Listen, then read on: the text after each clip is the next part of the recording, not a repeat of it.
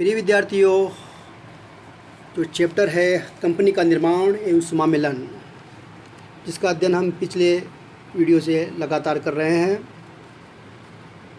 हमने देखा था कंपनी का निर्माण एवं समामेलन को हमने 3 अवस्था स्टेज में बांटा था। सबसे पहली अवस्था थी परिवर्तन अवस्था। अब परिवर्तन अवस्था के अंतर्गत हमने परिवर्तक का अर्थ, परिवर्तक के कार्य, परिवर्तक के दायित्व, परिवर्तक का अधिकार और उनके परिवर्तकों के पारिश्रमिक इत्यादि के टॉपिकों के बारे में पिछले वीडियो में हमने अध्ययन किया था।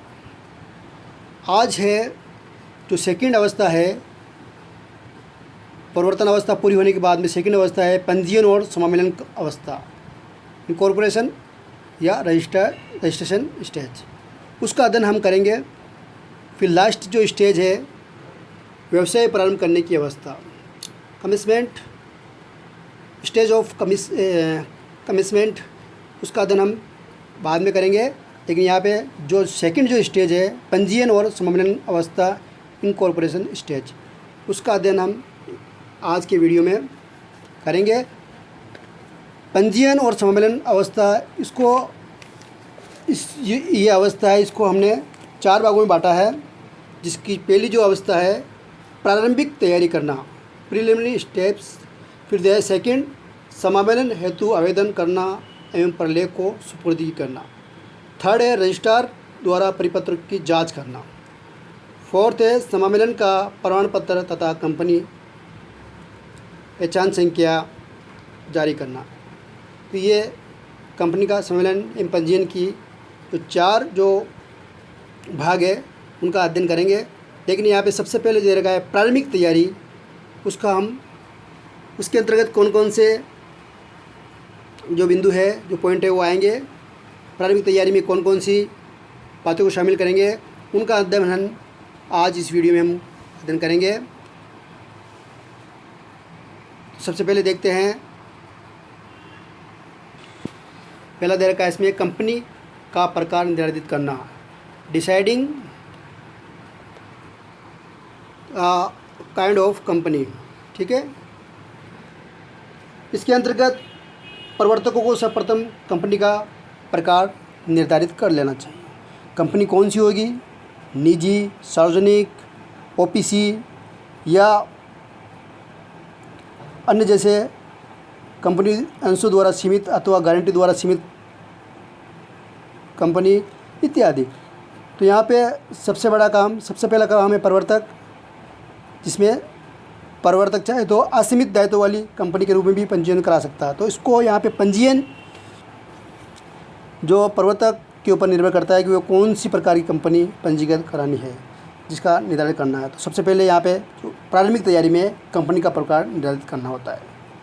फिर सेकंड बिंदु है, सेकंड जो है प्रारंभिक तैयारी में प्रिलिमिनरी स्टेज में रजिस्ट्रार कार्यालय का स्थान निर्धारित करना। ठीक है, deciding the place of registered office. ये इम्पोर्टेंट है। क्योंकि जितने भी पत्राचार होंगे वो कार्यालय के द्वारा ही होते हैं। तो यहाँ पे रजिस्ट्रार कार्यालय का स्थान निर्धारित करना अति आवश्यक है। कंपनी के प्रवर्तकों को सर्वप्रथम इस स्थान का नाम तय कर लेना चाहिए जिस स्थान पर कंपनी का रजिस्ट्रार कार्यालय स्थापित होगा। लेकिन कभी कभी क्या हो जाता है, कुछ परिस्थिति आ जाती है कि रजिस्ट्रार कार्यालय के स्थान का नाम निश्चित नहीं हो पाता है। तो यहाँ पे कम से कम रजिस्ट्रार कार्यालय के राज्य का नाम अवश्य निश्चित कर देना चाहिए। इसके बाद प्रवर्तक कंपनी के पंजीयन होने तक पत्राचार हेतु रजिस्ट्रार को पता उपलब्ध भी करवा सके, जिससे कि सुविधाजनक रहे। रजिस्ट्रार को कोई भी पत्र या पत्राचार करना है तो यहाँ पे आसानी रहे। रजिस्ट्रार कार्यालय का स्थान निर्धारित होने के बाद में नेक्स्ट तीसरा है प्रस्तावित संचालकों द्वारा पहचान संख्या प्राप्त करना, डायरेक्टर आइडेंटिफिकेशन नंबर। ये इम्पोर्टेंट है। कोई भी व्यक्ति जो कंपनी का संचालक बनना चाहता है, ठीक है, अथवा किसी प्रस्तावित कंपनी में संचालक के रूप में नियुक्ति को स्वीकार करने की सहमति देता है, तो संचालक पहचान संख्या डायरेक्टर आइडेंटिफिकेशन नंबर 3 प्राप्त करना होता है। इस हेतु व्यक्ति को केंद्र सरकार के पास आवेदन करना होता है। अब यहाँ पे केंद्र सरकार आवेदन प्राप्ति के 30 दिनों के भीतर संचालक पहचान संख्या अलॉटमेंट कर देती है। कितने दिनों के भीतर? 30 दिनों के, विदिन 13 डेज, यहाँ पे ध्यान रखना है। फिर नेक्स्ट है डिजिटल सिग्नेचर प्राप्त करना। ठीक है, डिजिटल सिग्नेचर, एक सेकेंड, तीसरा हो गया, फिर चौथा obtain digital signature bye promoters. अब कंपनियों को तीसरा प्रस्तावित संचालकों की संख्या प्राप्त करने के बाद में कंपनियों को पंजीयन हेतु ऑनलाइन आवेदन की व्यवस्था है। ठीक है, कंपनियों को पंजीयन हेतु ऑनलाइन की आवेदन करने की व्यवस्था है। ऐसे में आवेदन फाइल करने हेतु डिजिटल सिग्नेचर करने होते हैं। कौन से करने होते हैं? डिजिटल सिग्नेचर करने होते हैं। अतः प्रस्तावित कंपनी के प्रवर्तकों, संचालक या कंपनी सचिव को किसी अधिकृत व्यक्ति के डिजिटल सिग्नेचर प्राप्त करना एवं उसका प्रमाण पत्र प्राप्त करना होता है। ये ध्यान रखने वाली बात है, डिजिटल सिग्नेचर एक इलेक्ट्रॉनिक सिग्नेचर है। क्या है? इलेक्ट्रॉनिक सिग्नेचर है ये। कभी कभी एग्ज़ाम में क्वेश्चन उसका पूछा जाता है, डिजिटल सिग्नेचर क्या होता है? तो यहाँ पे एक इलेक्ट्रॉनिक सिग्नेचर है ये, जो इलेक्ट्रॉनिक प्रणाली के द्वारा किए जाते हैं। ऐसे सिग्नेचर सूचना प्रौद्योगिकी अधिनियम के अधीन प्रमाणित प्राधिकारी द्वारा प्रमाणित होना आवश्यक है। ठीक है, तो यहाँ पे ये डिजिटल सिग्नेचर के बारे में बताया गया है।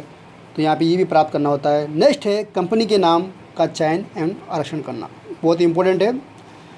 कंपनी के समामेलन रजिस्ट्रेशन होने के बाद कंपनी के समामेलन कराने के प्रस्तावित कंपनी का समामेलन कराने के लिए प्रस्तावित कंपनी के नाम का चयन निर्धारण करना केंद्र सरकार पंजीयन केंद्र के registrar of the central registration centre से उस नाम का कंपनी के लिए आरक्षण करवाना पड़ता है। यह आवेदन पत्र फर्म संख्या 1 में INC 1 में होना चाहिए तथा आवेदन के साथ निर्धारित शुल्क भी जमा करवाना चाहिए। शुल्क होना भी जरूरी है, जो इसकी फ़ीस है वो भी। इसके बाद में केंद्रीय पंजीयन केंद्र का रजिस्ट्रार कंपनी के प्रस्तावित नाम की उपलब्धता व वांछनीयता की जांच करता है तथा जांच करने के बाद उस कंपनी के आरक्षित कर देगा और कंपनी का जो नाम है उसको आरक्षित कर देगा। ऐसा नाम उस कंपनी के लिए आवेदन की तिथि से 60 दिनों तक आरक्षित रहेगा।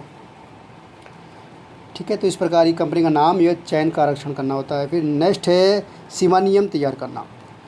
कंपनी के समामेलन हेतु प्रवर्तक सीमा नियम भी तैयार करना होता है। ठीक है, प्रवर्तकों को कंपनी की प्रकृति के अनुरूप उचित तालिका के सीमा नियम को प्रारूप को ध्यान में रखकर उस सीमा नियम को तैयार करना पड़ता है या करना चाहिए।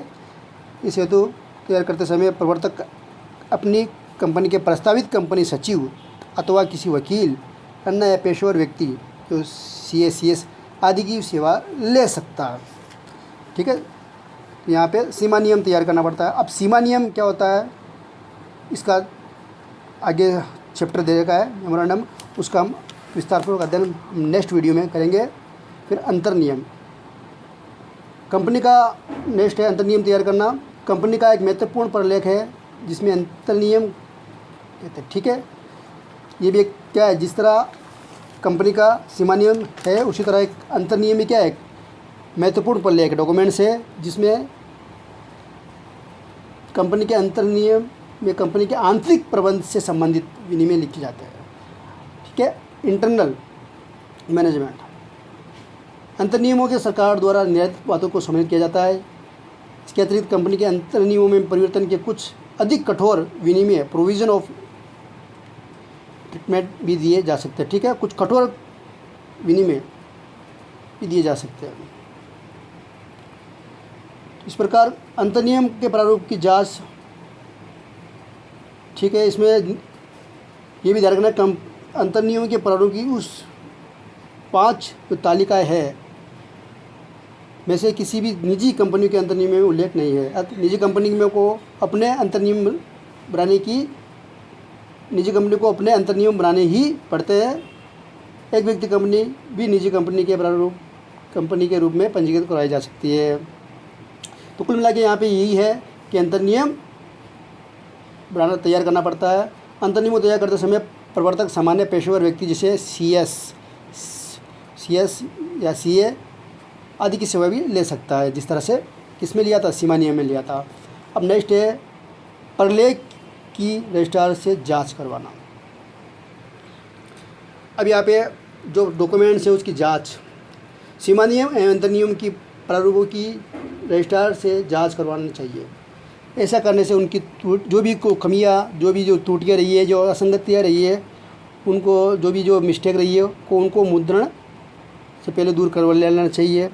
जो प्रिंट कराने से पहले उनको क्या कर लेना चाहिए, उनको दूर कर देना चाहिए और समाधान में देरी को टाला जा, जिससे कि समाधान में देरी को टाला जा सकता है। फिर नेक्स्ट है सीमा नियम एवं अंतर्नियम का मुद्रण कराना, यानी printing of the documents. Registrar द्वारा सीमा नियम या अंतर्नियम की जो डॉक्यूमेंट्स हैं उनकी जांच कर लेने के बाद उसको मुद्रित करवा लेना चाहिए, प्रिंटिंग करा लेना चाहिए। आजकल का समय जिसके कंप्यूटर द्वारा या लेज़र प्रिंटिंग भी से भी कोई भी मान्यता मिल गई है, इसके तरीक़ों से भी मुद्रण करवाया जा सकता है। फिर नेक्स्ट है मुद्राक लगाना, स्टैंपिंग। ठीक है, मुद्रण के बाद सीमा नियम अंतर्नियम में कुछ मुद्राक शुल्क के नियमानुसार मुद्राक भी लगाए जाते हैं, स्टाम्प भी लगाए जाते हैं। फिर नेक्स्ट तिथि अंकित करना। सीमा नियम या अंतर्नियमों के प्रलेख पर तिथि भी यानी डेट भी अंकित करनी पड़ती है। ये तिथि मुद्राक लगाने की तिथि के बाद ही होनी आवश्यक है। फिर नेक्स्ट और लास्ट इसमें अभिदाताओं के हस्ताक्षर करवाना, training signature of the subscribers. Company के सीमा नियम में अभिदाताओं का ये खंड होता है कि जहाँ भी अभिदाता के हस्ताक्षर करवाने होते हैं, सार्वजनिक कंपनी की दशा में कम से कम कितने 7, निजी कंपनी की दशा में कम से कम 2 अभिदाताओं के हस्ताक्षर करवाने आवश्यक है। एक व्यक्ति कंपनी की दशा में केवल एक ही अभिदाता द्वारा हस्ताक्षर करवाने होते हैं। इस प्रकार ये सिग्नेचर कराने पड़ते हैं। इसके बाद में अभिदाता कंपनी हो तो उसके संचालक मंडल को कंपनी की ओर से हस्ताक्षर करवाने के लिए किसी भी व्यक्ति को अधिकृत भी करना पड़ता है और उसको इख्तियारनामा पावर ऑफ अटॉर्नी भी देनी पड़ती है। तो इस प्रकार ये अभिदाताओं के हस्ताक्षर करवाना। तो यहाँ पे इम्पोर्टेंट बात यही है कि सार्वजनिक कंपनी की दशा में कम से कम 7 और निजी कंपनी की दशा में कम से कम 2 अभिदाताओं के हस्ताक्षर होंगे। लेकिन एक व्यक्ति कंपनी द्वारा कितने होंगे, एक व्यक्ति कंपनी की दशा में हस्ताक्षर एक ही अभिदाता के होंगे। यहाँ पे ये भी ध्यान रखना है कि अभिदाताओं का नाम, पता, व्यवसाय आदि का भी उल्लेख हो जाना चाहिए। इस प्रकार ये यहाँ पे कंपनी का सम्मेलन की जो प्रारंभिक तैयारी है उनमें ये बिंदु है। उसके अलावा और भी जो है जो आगे की जो प्रारंभिक तैयारी की जो तैयारी है वो इसमें बिंदु है वो आगे भी है, उनका हम आगे अध्ययन करेंगे अगले वाले वीडियो में। ओके।